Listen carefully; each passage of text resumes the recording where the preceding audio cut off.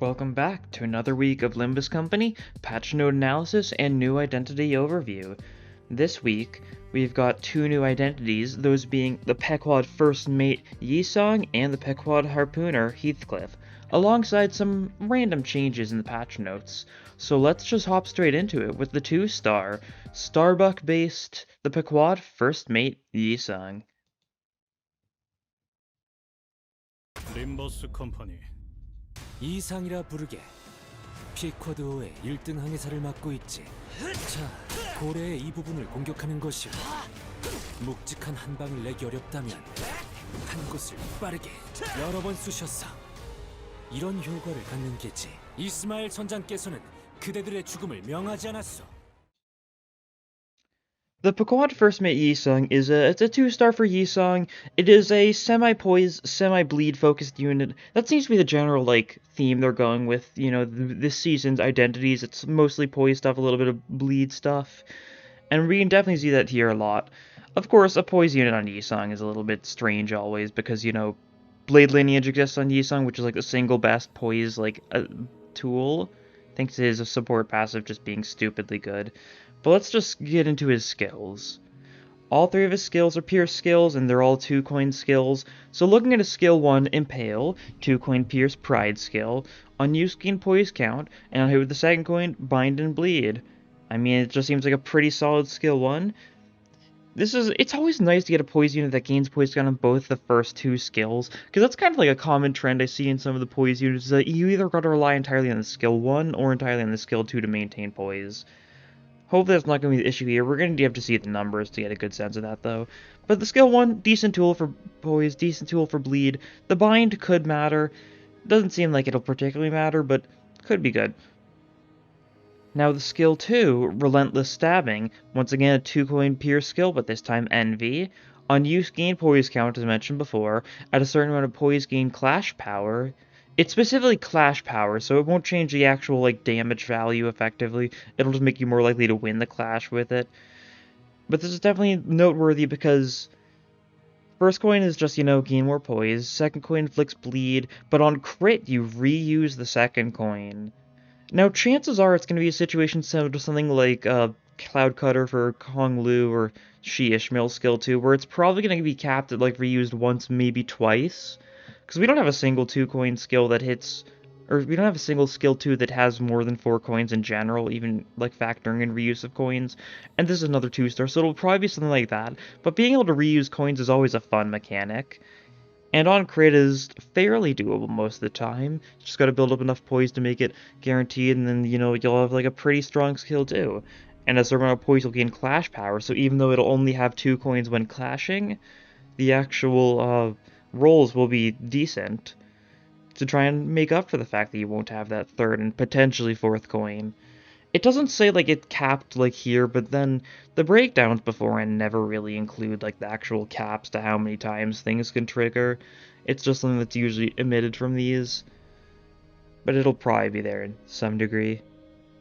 And then his skill 3, Ambush, Gluttony Pierce 2-coin skill, on use gain Poise, at X plus Poise gain coin power.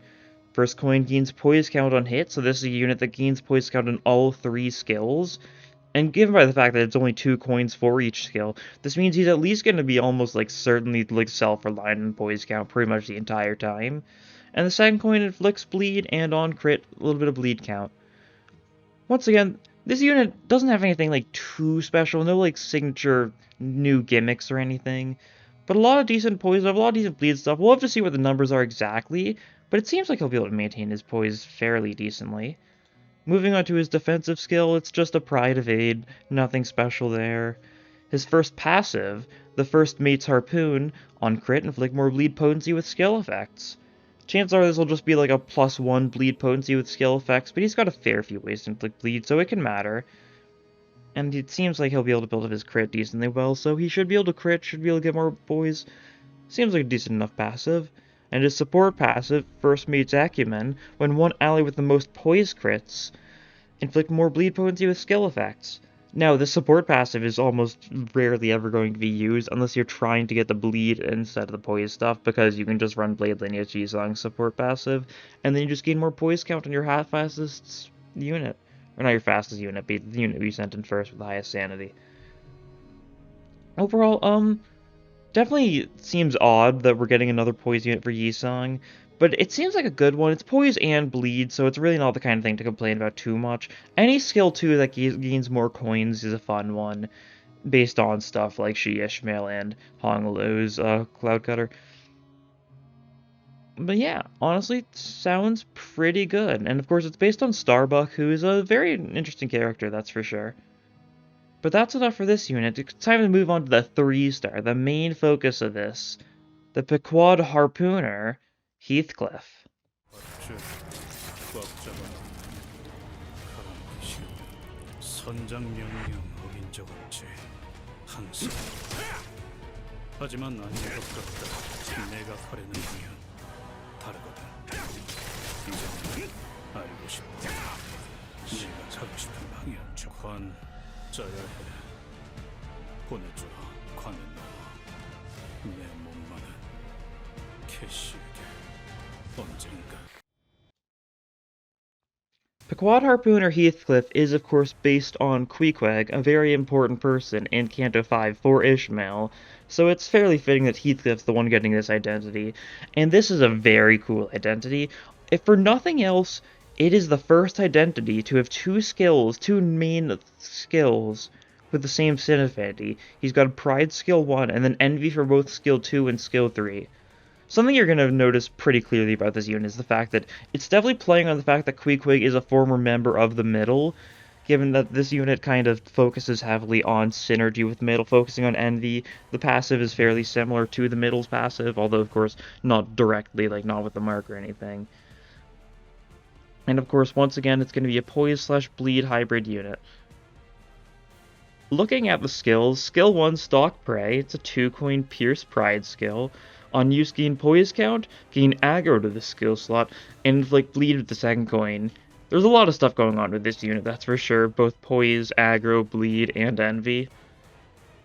The bleed is the main thing. The Poise is like a secondary thing that kind of just benefits you from various things, and the aggro, of course, is because QUEEQUEG is a bit of a tank. Made very obvious in Canto 5 if you haven't already done it. Then the skill 2 is called Snag Harpoon. It's got the same name as Ishmael's Ego. Yeah. And it's a 3-coin Envy Pierce skill. Gain aggro to the skill slot next turn, so both the skill 1 and skill 2 on Heathcliff have aggro gain. And gain Poise based on bleed on target. We'll have to see just how well this converts, but given the fact that this is the only Poise potency on like the main in the main kit of this unit, it'll definitely matter just how much this is. And then the 2nd coin, it's a 3-coin, but only the 2nd coin is an effect. Inflict bleed count based on bleed potency on target. Once again, anything like this is very dependent on the numbers, because like it could be like 1 bleed count for every like 5 bleed potency up to 3 bleed count or something. Or it could just be like 1 bleed count for every like 2 bleed potency up to like 4 bleed count or something stupid. We don't know yet. It's specifically on crit on the 2nd coin, which is definitely a little odd. It's the middle attack, but it's more bleed on this unit. It seems good. And then the skill 3 4-coin Envy Pierce skill. This is the kind of thing you want to really pair with the middle identities. Sever Not. At X plus Envy Resonance, Clash Power plus Y. At X plus Envy Resonance, Coin Power plus Y again. And at X plus Envy Absolute Resonance, Coin Power plus Y. Yeah, you throw this onto an Envy team where you're just running full Envy, you're running middle identities, you're running some other people that have like Envy like defensive skills like Ishmael, and you're in for the enemy's in for a hurting.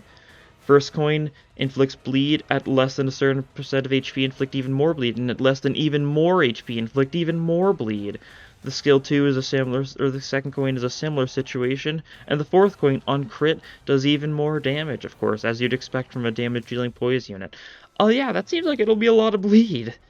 Because this is a semi-tanky unit, he's going to take like a fair bit of damage. He's going to build up aggro, he's going to take some hits, and he'll be able to make the most of this, hopefully. And that's not all the synergy he's going to get from being low HP, as we will see in the passives, but counter skill, Payback, another 2-coin. It's a Wrath one this time, so it's not as obviously middle-themed here. On use, gain aggro to the skill slot next turn, and gain defense level up by Poise on self.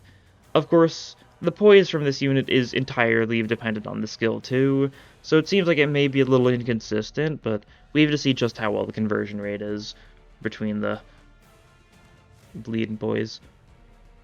Yeah, passive Mutilated Tattoos, once again referencing the middle's passive. Gain offense level up and defense level up next turn every time an ally including this unit is attacked, very similar to Middle Dawn's passive.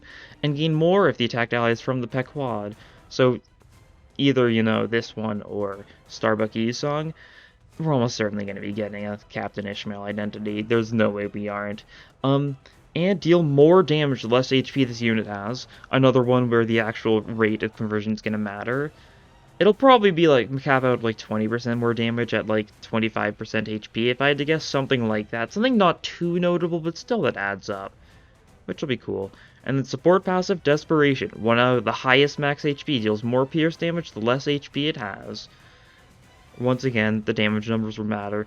Any sort of passive that just straight increases the damage dealt by specific damage type has the potential to be good, although it's really hard to say. But yeah, that is what's going on with PEQUOD Harpooner, QUEEQUEG as people are calling him, QUEEQUEG Heathcliff, and once again, really showing us that we can get some new units that don't have any sort of special new status effects, no special new gimmicks, and that still really do a lot of new stuff. There's a lot of potential still with the new identities in Limbus. I'm looking forward to these things a lot. The main thing is, the fact that we're getting units that have multiple the same sin affinity on their skills means that when we inevitably get, a color fix, or, we inevitably get, a red mist identity in, 3 years' time or whatever, it would probably have exclusively Wrath skills, something like that, which sounds very silly. I do worry about, telling them apart. It'll be a little harder to tell them apart on the fly if there's multiple envy skills, but it's still doable enough. They have different arts, and of course, the skill 2 and skill 3 have different, symbols on the top right of them. But that's enough of the identity breakdown. Let's go through the patch notes now. Updates happening at the normal time this week. New target extraction, new identities, the ones we just listed before. Some major changes, active effects UI and combat phase toggle option added. So how whenever something activates in combat phases, there's just a list of effects. Unlike Mirror Hunter runs when you have a lot of EO gifts that trigger at the same time, there's a lot going on. Now you're just able to toggle that on or off, which seems pretty helpful. It really doesn't help a lot of the time, especially if you're playing, on the mode where it auto flips coins. If you're, if you take it a little slower, you can actually probably read what's going on, but most of the time you really can't. So turning this off seems like a decent enough option. And Yisong's Sun Shower level adjustment notice. This is really interesting stuff. PM has decided that they're going to change Yisong Sun Shower's ego from He to Vav.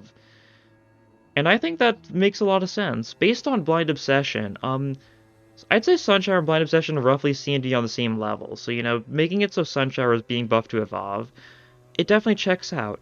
Now, this is happening the update of the 21st, which is not this week, not next week, but the week afterwards, which means you've got roughly 2 weeks. If you want to, you should get it to Uptime Forward now, Threadspin 4 now, because when it gets changed from He to Evolve, it'll become more expensive, which it says a little bit down below.